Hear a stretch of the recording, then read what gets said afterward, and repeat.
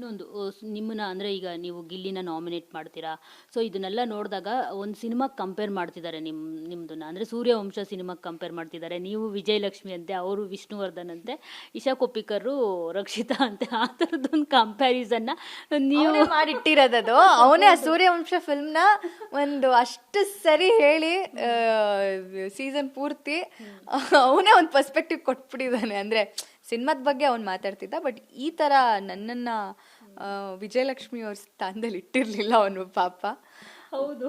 But game, it was a game. ನಾನು ತಪ್ಪು ಮಾಡ್ತಾನೆ ಅಂದಾಗ ಹೇಳೋಷ್ಟು ಹೇಳಿ ಅದು ಕರೆಕ್ಷನ್ ಮಾಡ್ಕೊಳ್ಳೇಬೇಕಿತ್ತು. ಪ್ರಾಬಬ್ಲಿ ಅವ್ನ ಗೇಮ್ಗೆ ಅದೇ ಎಫೆಕ್ಟ್ ಆಗ್ತಿತ್ತೇನೋ. ಸೊ ಆ್ಯಸ್ ಅ ಫ್ರೆಂಡ್ ನನಗೆ ಅವ್ನು ಏನು ಕರೆಕ್ಟ್ ಮಾಡಬೇಕು ಅಂತ ಅನಿಸ್ತು ಅದನ್ನು ಕರೆಕ್ಟ್ ಮಾಡಿದ್ದೀನಿ. ನನಗೆ ಅದ್ರ ಬಗ್ಗೆ ಯಾವುದೇ ರೀತಿ ರಿಗ್ರೆಟ್ಸ್ ಇಲ್ಲ. ನಾಮಿನೇಟ್ ಮಾಡಿದ್ದಕ್ಕೆ ನೀವು ಈ ಥರ ನನ್ನನ್ನು ಬೇರೆ ಏನೋ ಒಂದೊಂದು ಇದಿಷ್ಟು ಕಂಪೇರ್ ಮಾಡಿದ್ರೆ ಗೊತ್ತಿಲ್ಲ ನನಗೆ ಅದಕ್ಕೆ ಏನು ಹೇಳಬೇಕು ಅಂತ. ನನಗೇನು ಸರಿ ಅನಿಸ್ತು ನಾನು ಅದನ್ನೇ ಮಾಡಿದ್ದೆ ಅಷ್ಟೇ. ನೀವು ಒಂದು ಮಾತು ಹೇಳ್ತೀರಾ ಗಿಲ್ಲಿ ಅವ್ರಿಗೆ, ಲಾಸ್ಟ್ ವೀಕಲ್ಲಿ ಈ ಥರ ಎಲ್ಲ ಮಾಡ್ಕೋಬೇಡ, ಅಶ್ವಿನಿ ಅವರು ಟಾಸ್ಕ್ ಎಲ್ಲ ಪರ್ಫಾರ್ಮೆನ್ಸ್ ಚೆನ್ನಾಗಿ ಮಾಡ್ತಿರೋವಾಗ ಇವರು ಅಶ್ವಿನಿ ಅವ್ರ ಜೊತೆ ಜಗಳ ಆಡ್ತಿರ್ತಾರೆ. ಸೊ ಈ ಥರದ್ದೆಲ್ಲ ಮಾಡ್ಕೋಬೇಡ, ನಿನ್ನ ಗೇಮ್ಗೆ ಎಫೆಕ್ಟ್ ಆಗುತ್ತೆ ಅಂತ ಹೇಳ್ಬಿಟ್ಟು. ಸೊ ಅಕಸ್ಮಾತ್ ಏನಾದರೂ ಕಾವ್ಯ ಅವರು ನಾನು ಗಿಲ್ಲಿನ ಮೀಸ್ ಹೋಗಬೇಕು, ಅದರ್ವೈಸ್ ಏನು ಗಿಲ್ಲಿನ ಯೂಸ್ ಮಾಡ್ಕೋಬೇಕು ಅಂತ ಅನಿಸಿದ್ದಿದ್ರೆ ನೀವು ಆ ಪಾಯಿಂಟ್ ರೈಸ್ ಮಾಡ್ತಾನೆ ಇರಲಿಲ್ಲ, ಅವ್ರಿಗೆ ಒಳ್ಳೇದಾಗಲಿ ಅಂತ ನೀವು ಹೇಳ್ತಾನೆ ಇರಲಿಲ್ಲ ಅಂತ ಅನಿಸುತ್ತೆ. ಇದನ್ನು ಜನ ಅರ್ಥ ಮಾಡ್ಕೋಬೇಕು. ಅಫ್ಕೋರ್ಸ್ ಅರ್ಧ ಜನ ನಿಮಗೆ ಸಪೋರ್ಟ್ ಮಾಡಿದ್ರೆ ಇನ್ನು ಅರ್ಧ ಜನ ಗಿಲ್ಲಿ ಅಂತ ಅಂದರೆ ಇಷ್ಟ ಇರುತ್ತೆ, ಅವ್ರಿಗೆ ಅಭಿಮಾನ ಇರುತ್ತೆ. ಸೊ ಹಾಗಾಗಿ ನಿಮ್ಮ ಬಗ್ಗೆ ಹೇಟೆಡ್ ಇದು ಮಾಡ್ತಾರೆ ಅಂತ ಅನ್ಸುತ್ತೆ.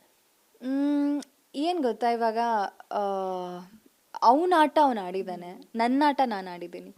ಜನಕ್ಕೆ ಯಾರ ಆಟ ಇಷ್ಟ ಆಗುತ್ತೋ ಅವರೇ ಗೆಲ್ಲೋದು. ಸೊ ಬೀಯಿಂಗ್ ಅ ಫ್ರೆಂಡ್ ನಾನು ಏನು ಕರೆಕ್ಟ್ ಮಾಡ್ಬೋದೋ ಅದನ್ನು ಮಾಡಿದೆ.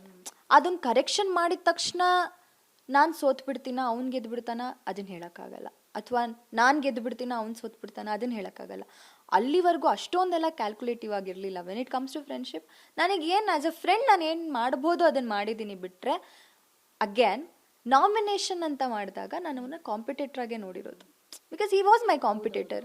ಗೇಮ್ನ ಗೇಮ್ ಥರನೇ ಅರ್ಥ ಮಾಡ್ಕೊಳ್ಳಿ ಅಂತ ಹೇಳಕ್ಕೆ ಇಷ್ಟಪಡ್ತೀನಿ ಅಷ್ಟೆ. ಸೊ ಇವಾಗ ನೀವು ಹೊರಗಡೆ ಬಂದಮೇಲೆ ಗಿಲ್ಲಿ ಅವರ ಗೇಮ್ ನೋಡಿ ನಿಮ್ಗೆ ಏನು ಅನ್ನಿಸ್ತು? ಸಕಲ ಕಲಾ ವಲ್ಲಭ ಎಲ್ಲ ಆಟ ಬಲ್ಲವ ಅನ್ನಿಸ್ತಾ, ಚತುರ ಅಂತ ಅನ್ನಿಸ್ತಾ? ಅಫ್ಕೋರ್ಸ್ ನಿಮಗೂ ರಿಷಾ ಅವರು ಒಂದು ಮಾತು ಹೇಳ್ತಾರೆ, ಚಾಲಾಕಿ, ತುಂಬ ಇಂಟೆಲಿಜೆಂಟ್ ಅಂತ ಹೇಳ್ಬಿಟ್ಟು.